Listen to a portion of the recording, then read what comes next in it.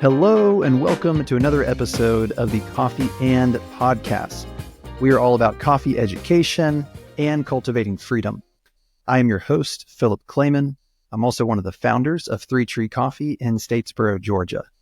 And if you're watching on YouTube today, things probably look a little different. If you're listening on your audio platforms, you sadly can't see it, but we're actually at a different location than normal for filming podcasts. We are at our porch location in Pooler, Georgia, which is right outside of Savannah. It's off I-16, I-95, and this is one of our coffee shop locations for Three Tree.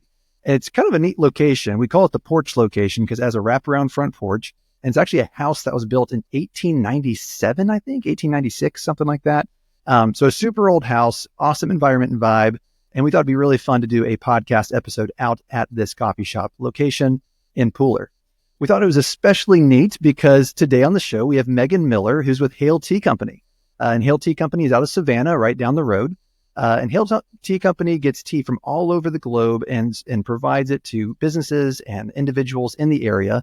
And if you've had good tea in Savannah, it probably came from Hale. At Three Tree, we use Hale Tea exclusively, and it's awesome. And it's most notably, probably most popular with our chai tea latte. Our chai tea latte uses the chai blend that you have. You guys make a mean chai. Well, it's fantastic tea. I mean, it's all the tea. It's an incredible tea. And I remember we were trying some different teas, chai teas for a long time. And I remember when we landed on this, we were like, wow, this is it. A fantastic chai tea latte. That's right. So anyways, super pumped to have Megan Miller with Hale Tea on the show today. Megan, thank you for joining today. Well, I'm very honored to be here. I'm a big fan. So thank you so much for having me. Yeah. So let's just jump right in. Yeah, when we were talking about this podcast episode, I said, is there any sort of tea you want us to drink? And you're like, yes, there's a certain tea I want us to drink. So you've provided tea for us today. Why don't you tell us a little bit about this? So what I brought is a lovely silver needle, white chips of silver needle. This one is flavored with jasmine. So it's got a little bit of jasmine flower.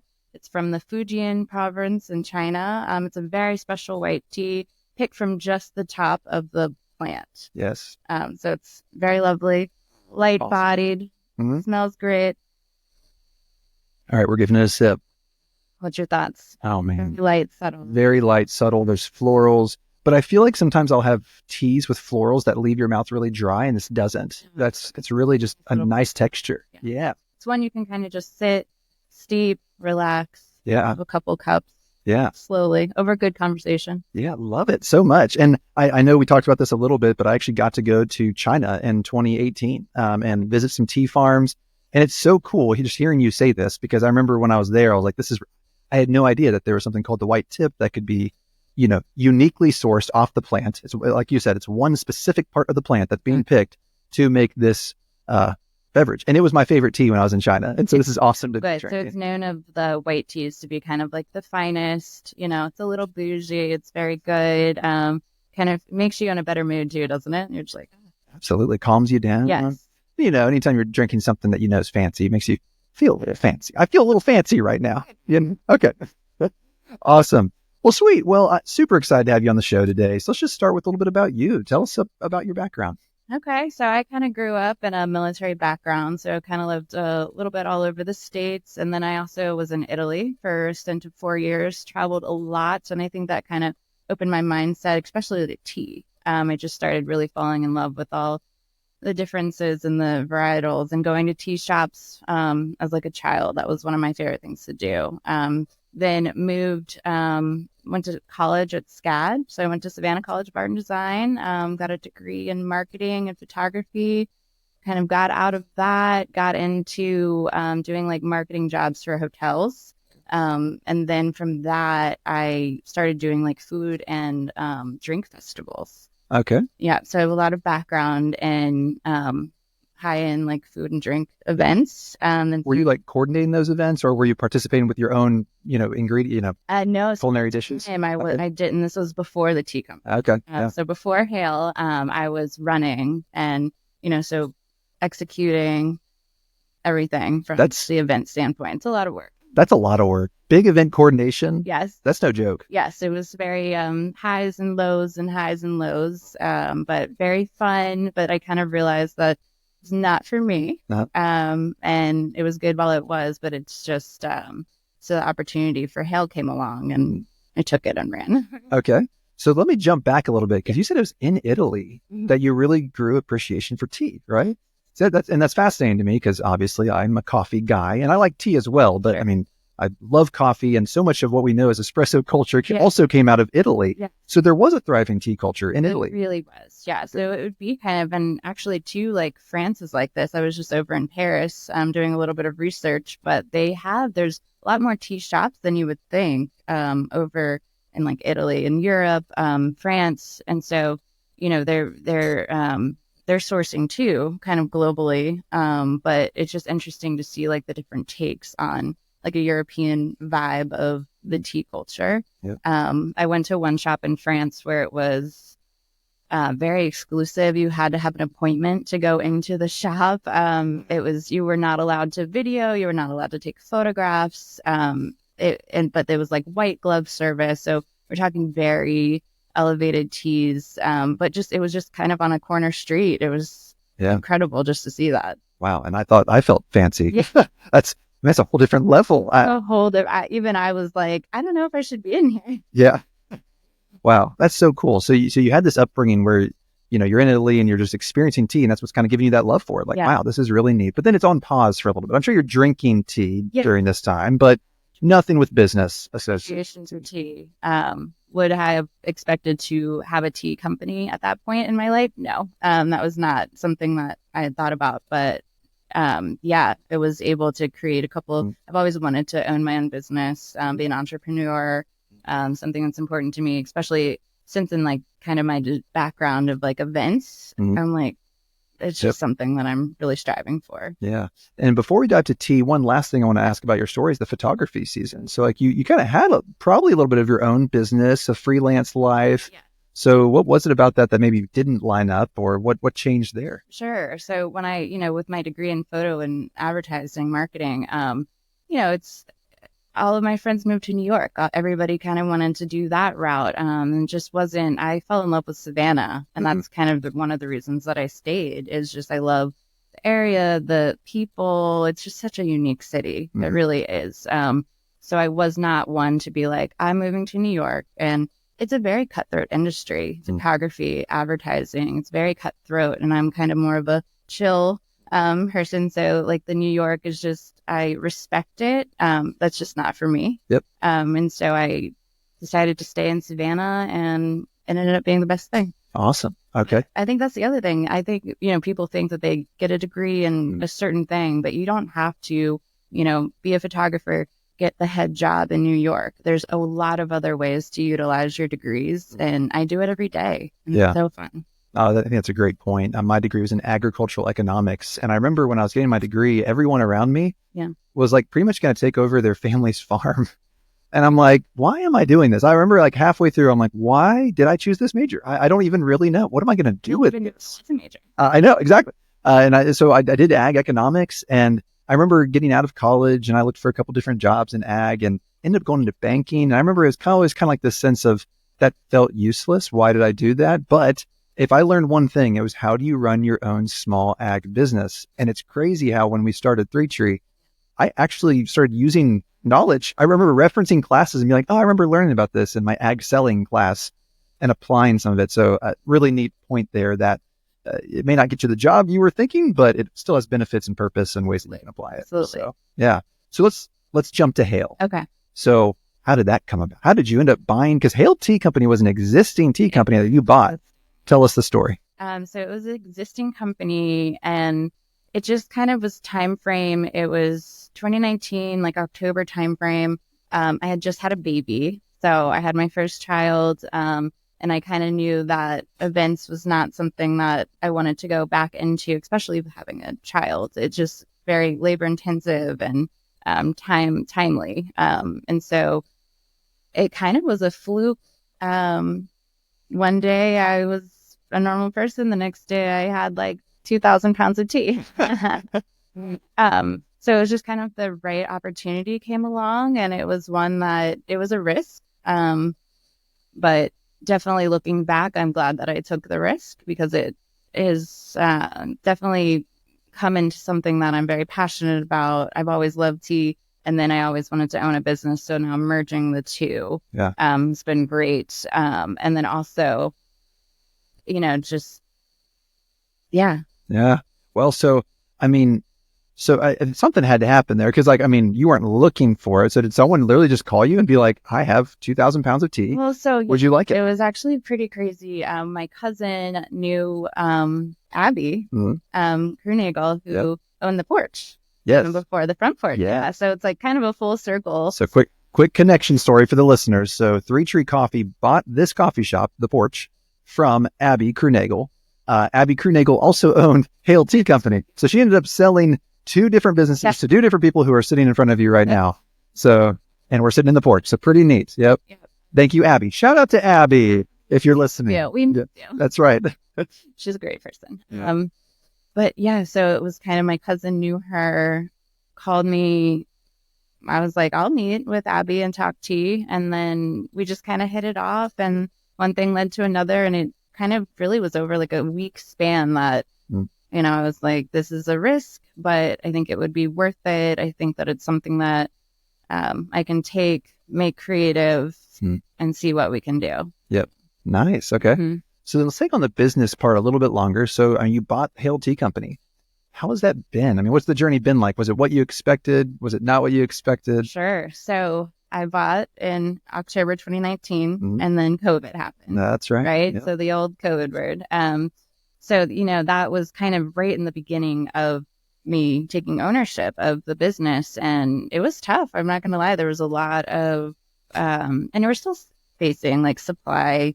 A lot of our teas they're brought over by cargo ship. So there's a lot of delays there. There's a lot of delays in customs. That's right. The whole supply chain delay thing. I remember that as well. Yeah. So it's still affecting, but it was really bad in the beginning. But it was just kind of something that I needed to think of how I can make this business grow, but be respectful that people are in this situation in these times. So that's when I kind of wanted to really highlight like the health benefits of tea. Yep. And kind of help people in that way. And I think has allowed the business to, but it was also a time too, to kind of connect with the community, which is really important. So we're a give back organization, but just kind of how can we support the community as everybody's going through this time together. And I think through all of that, we were still able to keep our name going and get stronger. Yep. Right.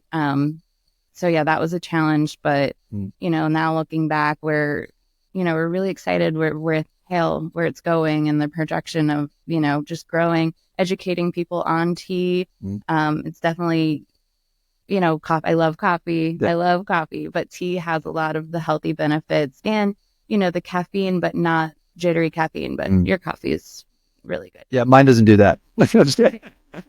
No, totally fine. Yeah. And that's so neat to hear. I know we had a couple people that reached out during COVID and basically said like, your place kind of became a place of just get away and almost cope with this traumatizing time. And it's neat to hear you say tea was your vessel, right? To kind of, let's bring a calming, peaceful, healthy option for people that can help them deal with this really difficult time, which is super neat. And it's obvious y'all are such a give back organization. Love what y'all do for the community in general. You mentioned health benefits. Let's just dive right in there. I hear tea's healthy. Absolutely. Why is it healthy? It's full of antioxidants. Okay. That's like the main thing you'll hear is the antioxidants. So, it also has, I use a lot of herbs, a lot of botanics in my blends. I use a lot of flowers, things that are they're good for anti-inflammatory.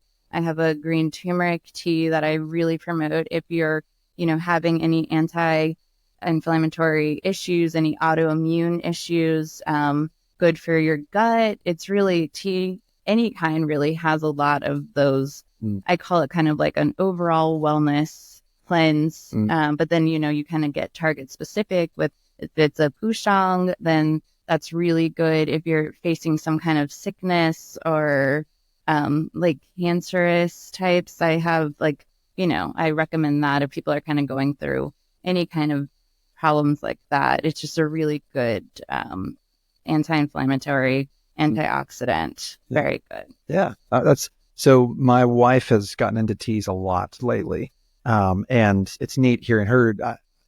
explained some of these things to me, right? And even seen it and have some effect with both her and I's health, right? Like as we drink more tea, it seems to be helping with various things. So it's awesome how there's things that this earth makes for us that will help us, right? So me and my husband personally, we switched from wine nightly to relax tea nightly. Okay. And it's really made just like an overall difference. Yeah. Well, even if, there was no wine involved, it's just having a nice cup of tea at the end of the night. It also becomes a ritual.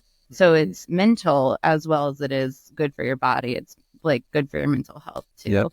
I always say too, I'm like a huge proponent. Like I love the loose leaf over like a sachet because it's just an experience of putting the kettle on, actually just takes 5 minutes, not even, and then it becomes almost like coffee, right? If you're doing a pour over coffee. Absolutely. It's the experience that kind of makes it too. Yeah. So it's neat because I think there's clearly differences within tea and coffee, but then there's also clearly similarities. And that's one for me that's big. I am very much a creature of habit, more than I like to admit, honestly. Like, sure. I'm very much a creature of habit. It's funny. I like literally this morning I went into the shop and they're like, "Are you going to get another banana nut muffin?" And I'm like, "Yes," because that's just what I do every Thursday. Like I do that every Thursday. But yeah, it's ritualistic. Like the coffee thing for me really is. I enjoy the product, but it really is about the kind of the art of making it and just slowing down, and focusing on something like that. And you have a similar thing with tea. The mindfulness, right? Yep. Just taking a moment to slow down because we live in such a fast-paced lifestyle and it's always just go, go, go. But you can take 5 minutes for yourself and put the kettle on, relax, take a moment, sit, drink. Yep, absolutely. So, this kind of makes me think about actually a story from China, and this will kind of lead to my next question. So I remember when I was there was this gentleman who was literally taking me to tea farms all around southern China. I think we drove 2,000 miles in the span of a week. It was insane. Next time we're going together. Yes, love it. That'd be awesome. I really want to go back. Obviously, things are a little tenser with China now than they were at that time.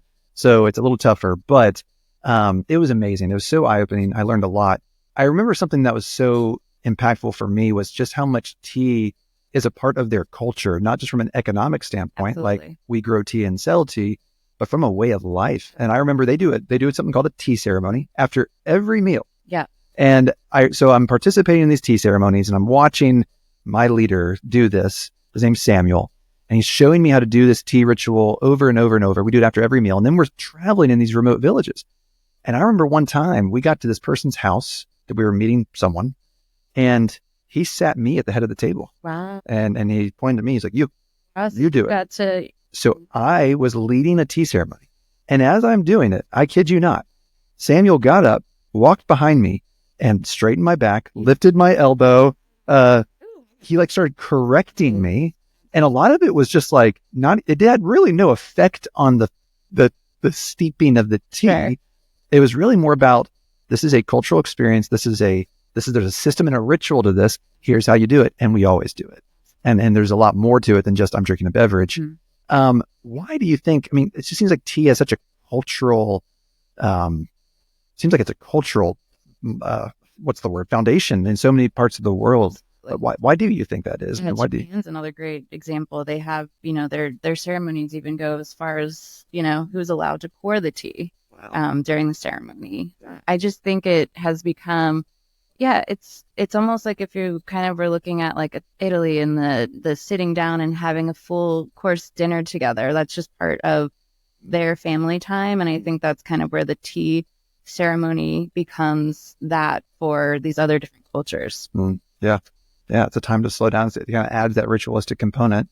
And I also remember Samuel telling me at one point, he was like, when you drink tea, you know it's good tea if you feel it in your spine. And I'm like, what? Or maybe that's the sitting up straight. Yeah, maybe that's the sitting up straight. But I'm just like, wow. It really is deeper than just Absolutely. Drinking a beverage, Also probably picking and then directly just drinking from, the plantation. Yeah. But there's a lot of, interesting you say that about China.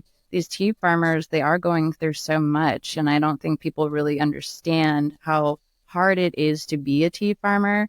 There's a lot that goes into climate, elevation, but then also, they're actually hand picking. There's no machines. So it's a labor intensive process, but, ethically sourced, fair trade. It's very important to us. I know that's very important to you as well. Absolutely. Yeah.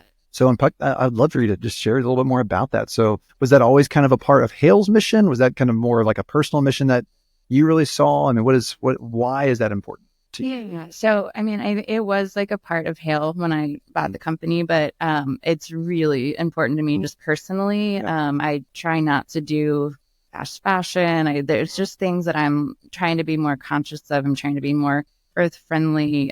So when going into tea and my product, I definitely, fair trade, ethically sourced, making sure that these farmers are taken care of because they're the ones actually putting the love into it from hand to cup is kind of what I say. And so, yeah, it's a huge part. Mm-hmm. Yeah, absolutely. And super important because if we don't pay attention to how we buy stuff, Absolutely.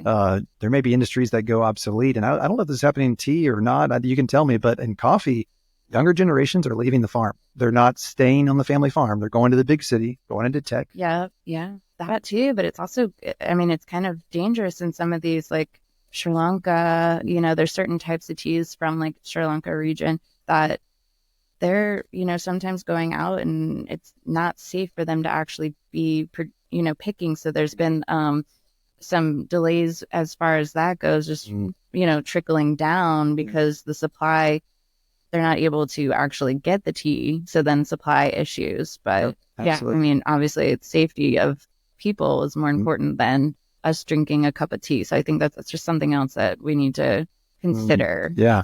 Just making sure everything's ethically done. Yep. I love it. It's something that we've heard said before. I think it's great. It's just every dollar we spend is a vote for something, and so what are we voting on without even really thinking about it sometimes? Right. So I love that y'all have this passion for ethically sourced, and we've seen that as well. I know y'all get organic as well. There's so many layers to how you're trying to make sure that's good for the earth, good for people, good for your body. Yep. That's really neat. A really great holistic. Yeah. And we're trying to go as sustainable as we can. That's another thing that's really important is just like trying to lessen our carbon footprint, right? We're trying to, that's why we really do push the loose leaf. Even though our pyramids are biodegradable, we still, loose leaf is just, you can even compost your tea leaves. Okay. Yeah. So and it's like there's something, so the tea bags are not as sustainable because maybe they can't break down as well. Yeah, they do break down, but it just takes a lot longer. And, for me, I just prefer to put my tea leaves in the compost or, it's just another step. You can even put it in your plants. Okay. So it's really, your plants love it. Nice. Even plants love tea. Even plants. There you go. It's a lot of nutrients for them. That's right. Yeah. Okay. So neat. Well, what I'd love to ask next is just because, I know a little bit about tea. I know there's green tea, there's black tea, there's herbal teas, and I know there's even more categories than that. Give us just a little overarching view of what different types of teas are there and how are they categorized? So all tea is actually derived from the same plant. It's just like the oxidation process is what changes the varietal, right? So, you start, if you're picking the purest, it's white tea. So weirdly, white tea has the highest caffeine level. Oh, okay. Yeah. And it's a quicker steep. So white tea is just like a 1 to 2 minute steep. It's really the most natural form of the tea leaf. Okay. So it's just it's dried, but it's not as exposed to air and light. And that's kind of how you're, with the greens, a little more air, a little more light, a little more oxidation process. And it's breaking it down a little bit more probably. Exactly. Okay. And then your black tea, that obviously happened kind of as a fluke, coming over to the British Islands. You've heard of everything that's gone on, but it was exposed to light and air on a ship. So by the time it was received, it was not the tea they were expecting, but it was in Britain. And then that's how black tea came about. Wow. So it's more of an accident and it over-oxidized. Accident of over-oxidizing. But then, Britain really kind of took that as their, they kind of just started come up with black tea. And then they like that kind of English breakfast. But it's like the oxidation process that happened. Yeah. And then your herbals. So, I'm a huge fan of the herbal tea. There's a lot of like healthy benefits to it. You can go super creative with it. Tastes delicious, caffeine-free. So it's another like added bonus. Yeah. And then rooibos. And is herbal technically not tea? Or is that, I feel like I've heard that. Is it tea? Is it not tea? What's the story there? Here's the thing. Anything that you steep in water is considered a tea. Okay. You could go outside, pick some grass, steep it, considered a tea. There you go. Some Bermuda tea. Yep. So a little fun fact. Okay, nice. So it is tea in the sense of how it's made, but there is a tea plant. Yes. And what comes from the tea plant is the white, green, and black tea. Exactly. The camellia synthesis. Ooh, there we go. There's the scientific name. I would repeat it, but I don't think I could do that well. I think I could only do it once. Okay. Nice. Okay, sweet. So it's interesting you say that about the white tea, because I remember when I was in China during the tea ceremony, they're only letting it steep for like a minute. And I remember thinking, that's really fast, but here you are explaining that is normal. Like that's intentional, right? Yeah. So your like pushangs, your white teas, your oolongs, they're super quick. Like sometimes even a 30-second steep. And if you really get into the bases and some of these back to the tea ceremonies, as part of the process too, it's like each tea should have its own brewing time, its own brewing temperature. So each and its own cup. Yep. Right. Its own cup. Yeah. Really? There's specific cups. There's glassware for every type of tea. Okay. Well, so then what's your favorite tea? Oh, my. And tell me what's the cup you're supposed to be drinking that tea in. Oh, my goodness. And if that's unfair, maybe what's your favorite right now? Maybe that's an easier question. So my favorite right now, I really do enjoy the pushangs. So I would say it's kind of a specific palate. It's a lighter body tea, but it is so healthy for you. I drink it daily. It's very light, but kind of earthy, right? Okay. It's a very earthy tea. So if you're, from the South and like your sweet tea, it's probably not the thing, not the same thing. Yeah. Yeah. And there's no fragrance or anything, which is very earthy, nutty tones, woody tones, and then the glassware that you're supposed to use with it. Kind of reminiscent of this, but like a kind of a ramekin, but a little taller. Yeah. Okay. Nice. Is ceramic. But ceramic. Yeah. Okay. It needs to be ceramic. No handle. Nice. Yeah. So is that a black tea, green tea, or white tea? So pushang is kind of its own like classification. It's kind of in the oolong family. And what's that? What's oolong? I've heard of oolong, but what is that? Still kind of derived from the same plant. It's just a different picking. So these particular like pushang oolongs are from very high elevation. And so the climate and elevation really does play like a huge factor in the different varietals of the leaf size you can get. Yeah.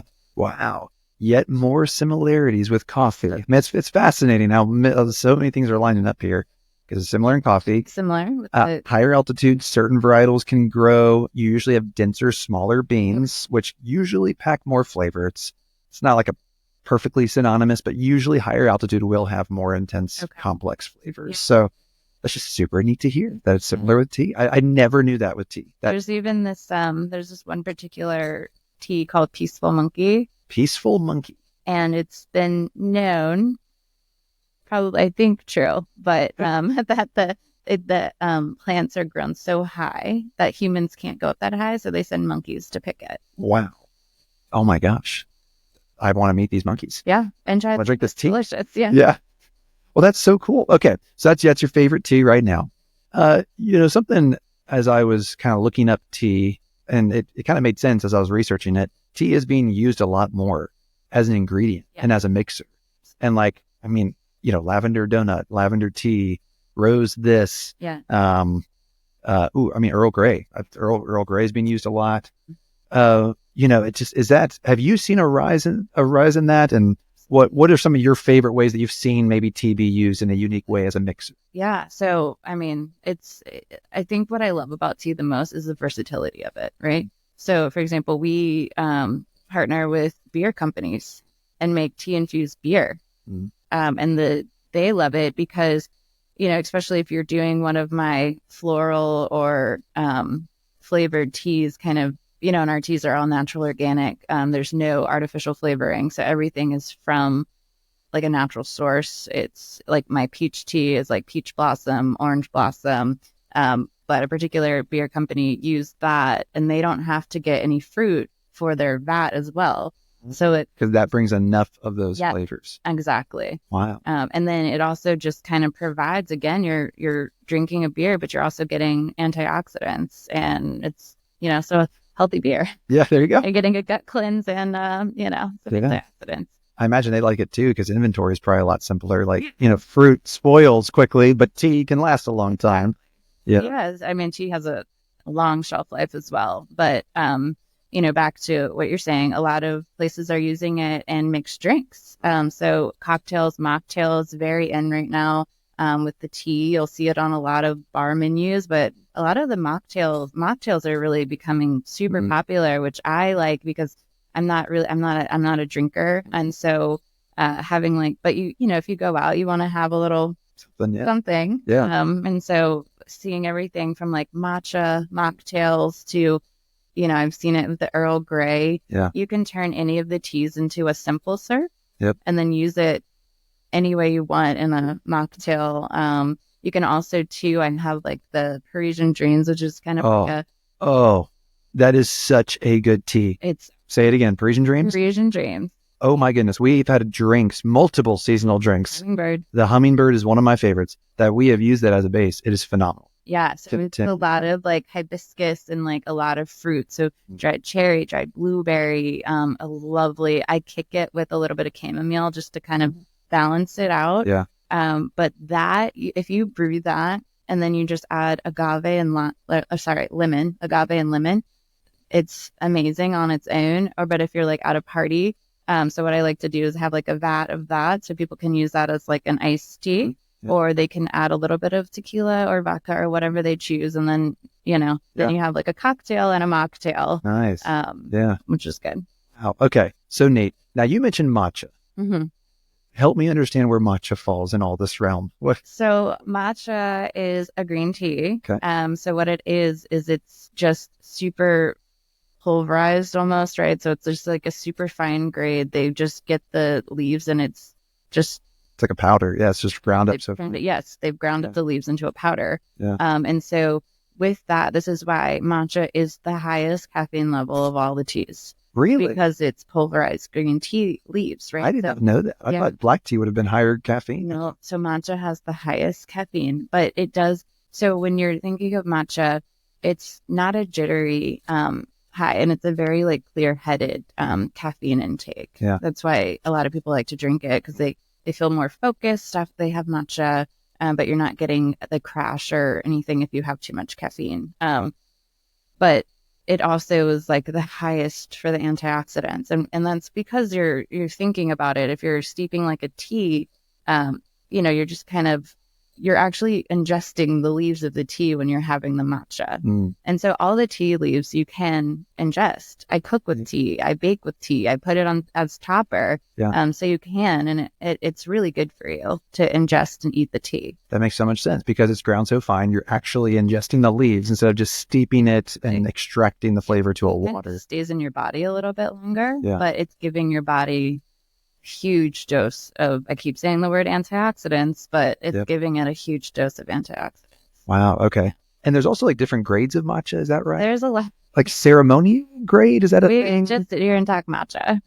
But yes, there's a lot of different grades of matcha, ceremonial grades. And then you'll hear, kind of like kitchen grade, right? That a lot of people are like cooking with and everything. But we have it's hard too, because if you're talking ceremonial grade, you're talking for an ounce of tea, you could be paying $100 for like an ounce of matcha. Oh my goodness. So I had spent years not having matcha to then find like the perfect matcha that's not super expensive, but will people buy it? Right. Yeah. I mean, of course the best is the best, but like this has to be affordability somewhere. Absolutely. Yeah. Yep. But ours is Japanese. It's kind of important to me. I just I like a Japanese matcha. Yep. But there's many, many types of matcha. They're all good. Yeah.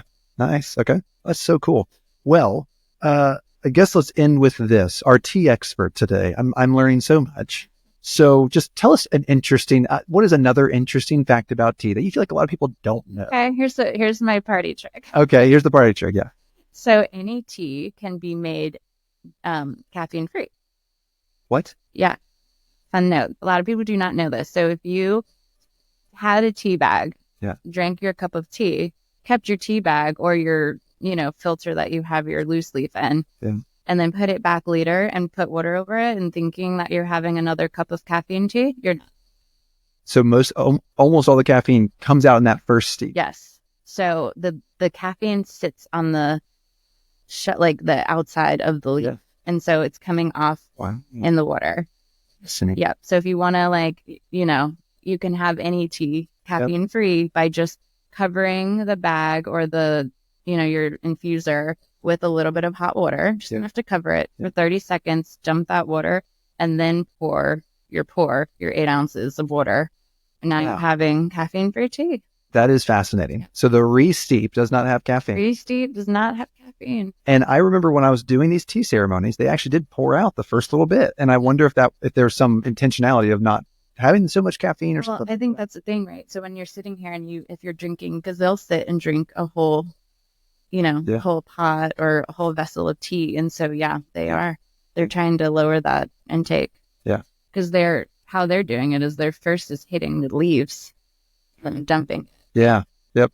Fascinating. Wow. Well, there you have it, folks. The little trick. Yeah, exactly. And I've learned so much about tea today. And once again, I just think it's so neat how many similarities there are with these two beverages, tea and coffee. I've learned so much about tea today. So Megan, thank you so much for coming on the show and just sharing so much of your knowledge. Thank you for having me. Like I said, I'm a huge fan of everything that you do. So very, thank you for the partnership. It's a pleasure working with you as well. Yeah. Awesome. Oh, and last thing, I can't believe I forgot this. How can people support you? Where do they go to learn more about Hale or order Hale Tea? Oh, yeah. So you can go to haletea.com or our Instagram. We have a lot of recipes. We have a lot of tips and tricks on there at Hale Tea Co. Awesome. Y'all go check it out. Buy some tea. It's super good. If you go to 3Chi regularly, at some point, try the chai. Unbelievable. Fantastic. And anything with Parisian Dreams tea is also super good. So thank you all so much for listening today. I've learned a ton. I hope you learned a ton. And as always, we just want to thank you for helping us cultivate freedom. We'll see you next time.